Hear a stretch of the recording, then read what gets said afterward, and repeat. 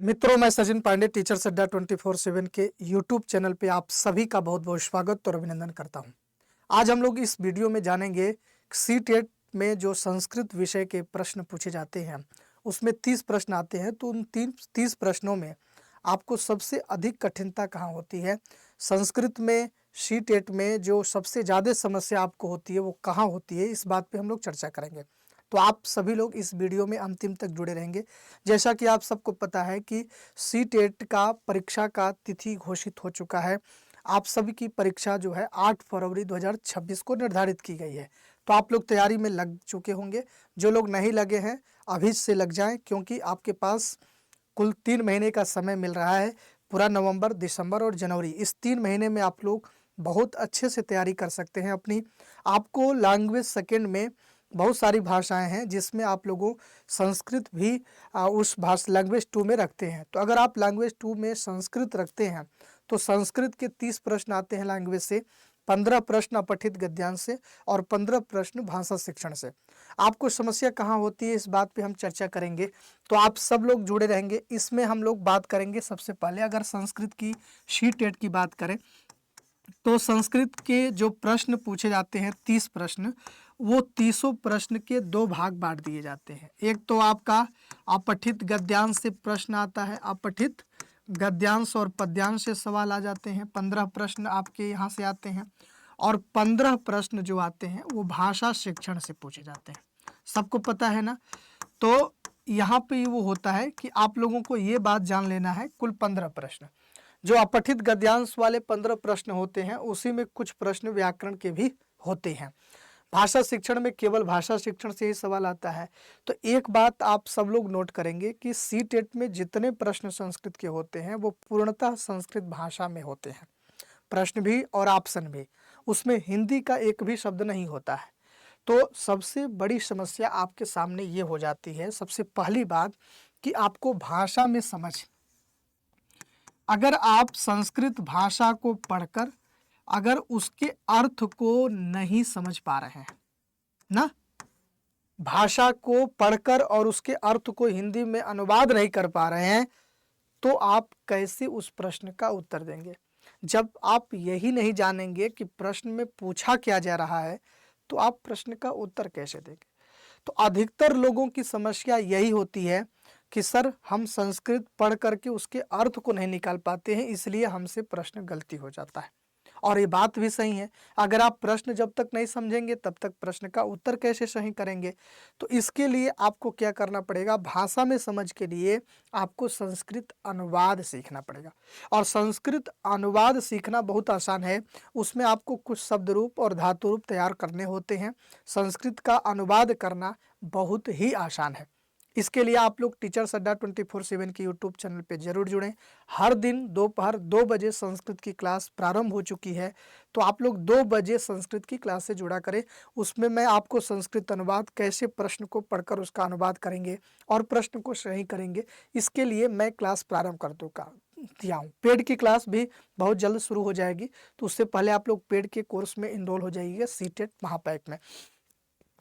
अगर दूसरी बात हम बात करें तो जो है भाषा अनुवाद करने आना चाहिए। अगर भाषा अनुवाद नहीं आएगा तो फिर आप संस्कृत, जैसे आपको पता है ना, अपठित गद्यांश में 10-12 लाइन के कहानी दिया हुआ था, गद्यांश दिया हुआ है। उस कहानी को पढ़ करके उसके अर्थ और भाव को समझना होता है और उसी पर आधारित सभी प्रश्न पूछे जाते हैं। तो आप उन पर आधारित प्रश्नों का उत्तर तभी दे पाएंगे जब उस गद्यांश के अर्थ को समझे रहेंगे। और गद्यांश का अर्थ तब समझेंगे जब आप संस्कृत अनुवाद आपको आता रहेगा। तो ये आपके लिए, अगर संस्कृत अनुवाद आ रहा है तो आपके लिए 30 में 30 प्रश्न बड़ा आसान हो जाता है। सेम यही कहानी शिक्षण के प्रश्नों के भी साथ है। शिक्षण के भी प्रश्न संस्कृत भाषा में होते हैं। अगर उनके अर्थ अगर आपको समझ में आ जाए तो आप उस प्रश्न का उत्तर बड़ा आसानी से दे लेंगे, क्योंकि भाषा शिक्षण आपको पता है कि जो हिंदी में है, जो अंग्रेजी में है, किसी भी लैंग्वेज का भाषा शिक्षण जो होता है वही संस्कृत में भी है। तो भाषा शिक्षण तो आप लोग अलग अलग जगह पढ़ते ही हैं, उसका प्रयोग आप संस्कृत में कैसे करेंगे जब आपको अर्थ पता रहेगा। तो ये सबसे बड़ी समस्या, इस समस्या को हम लोग बहुत आसानी से सुलझा लेंगे बहुत सरल ढंग से मैं आपको भाषा अनुवाद सिखाऊंगा, संस्कृत अनुवाद सिखाऊंगा, कैसे संस्कृत को पढ़कर, संस्कृत के वाक्यों को पढ़कर, संस्कृत के गद्यांश को पढ़कर कैसे हम उसका हिंदी अनुवाद समझे, इस बात पे हम बहुत अच्छे से समझ लेंगे। ये दूसरी बात, जो अगली बात है समस्या की, वो है कि जो हम लोग संस्कृत शिक्षण के प्रश्न, साथ में आपके व्याकरण के भी कुछ प्रश्न आ जाते हैं। तो व्याकरण में आपको सबसे ज़्यादा दिक्कत होती है प्रत्यय में, कि कोई शब्द दे देता है और उसमें पूछ लेता है कौन सा प्रत्यय है, और निश्चित रूप से यहाँ से सवाल पूछे जाते हैं कि किसी शब्द में प्रत्यय कौन सा है। तो ये सवाल आपसे बनता ही बनता है।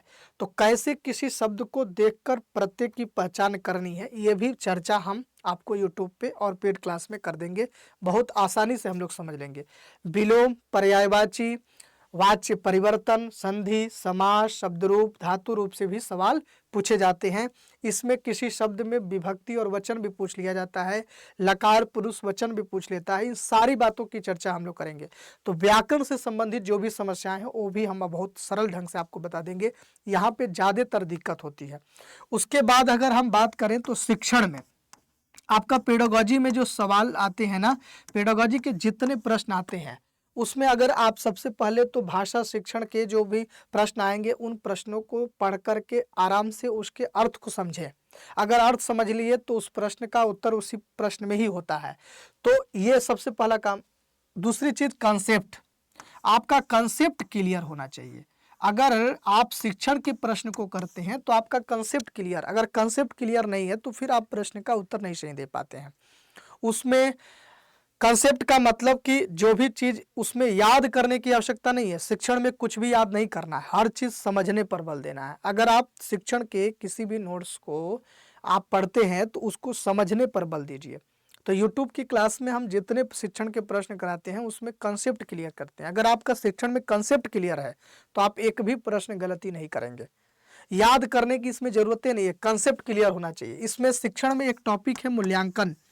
मूल्यांकन से ज्यादातर लोगों के प्रश्न गलत होते हैं, तो मूल्यांकन को हम लोग बहुत सरल ढंग से पढ़ लेंगे। मूल्यांकन से प्रश्न ज्यादा गलती होते हैं। भाषा शिक्षण से प्रश्न आते हैं, भाषा कौशल से सवाल आते हैं, अधिगम और अर्जन से सवाल आते हैं, एनसीएफ एनईपी से सवाल आते हैं। उसके बाद आपका मूल्यांकन से प्रश्न आता ही है। बहुत सारे ऐसे टॉपिक हैं जहाँ से प्रश्न पूछे जाते हैं। तो आपके कंसेप्ट क्लियर होना चाहिए इसके लिए, शिक्षण के लिए। तो इन सारी बातों की, सारी समस्याओं को दूर करने के लिए आपके लिए मैं क्लास प्रारंभ कर चुका हूँ। टीचर्स अड्डा 24/7 के यूट्यूब चैनल पे प्रतिदिन दोपहर 2 बजे संस्कृत की क्लास होती है, सीटेट की। आप लोग इस क्लास में जरूर जुड़ा करें, ठीक है। अब मैं आपको एक उदाहरण के तौर पे भी बता देता हूं। जैसे मान लीजिए मैंने अभी बताया कि जैसे यहाँ पे देखिए, ये संस्कृत में शिक्षण का एक प्रश्न है, सीटेट में पूछा गया है।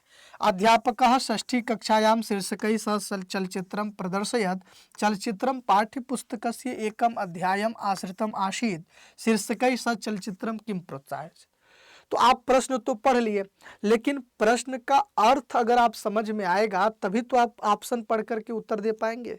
तो अगर प्रश्न का अर्थ समझ में आ गया तो इसका उत्तर देना बहुत आसान है, 1 सेकंड में उत्तर दे लेंगे।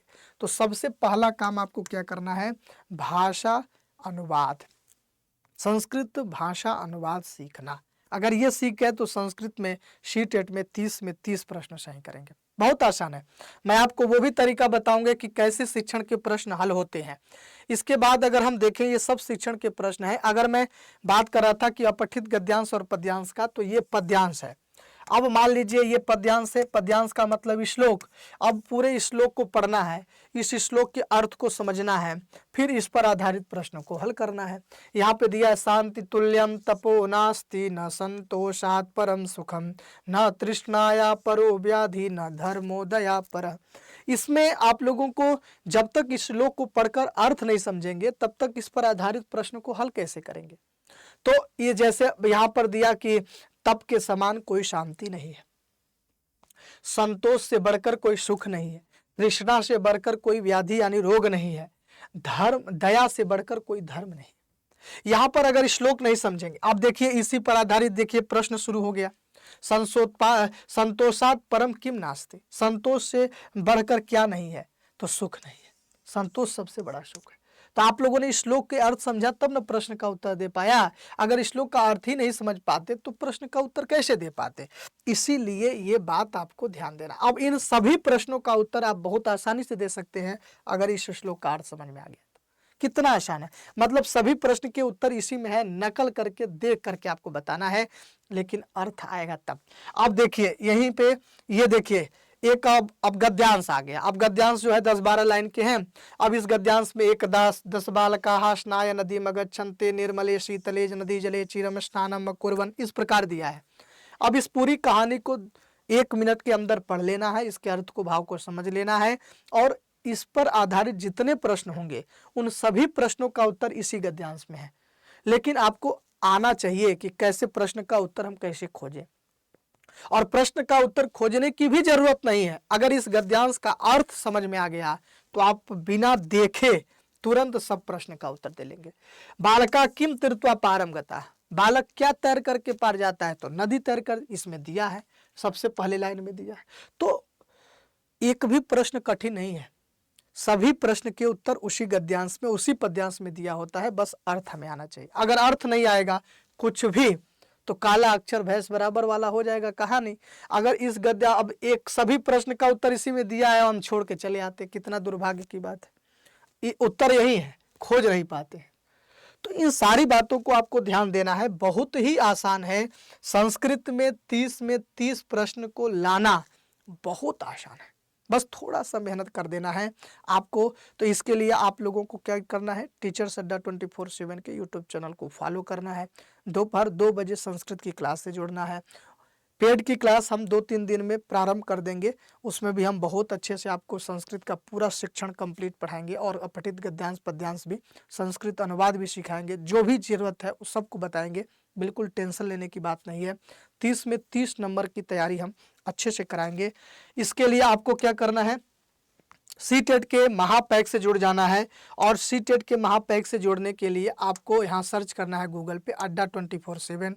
इसके बाद यहाँ पहले लिंक पे जाना है, ऑल कोर्स में जाना है। आप टीचिंग में जाएंगे तो टीचिंग में आपको सीटेट का बैच यहाँ दिखेगा।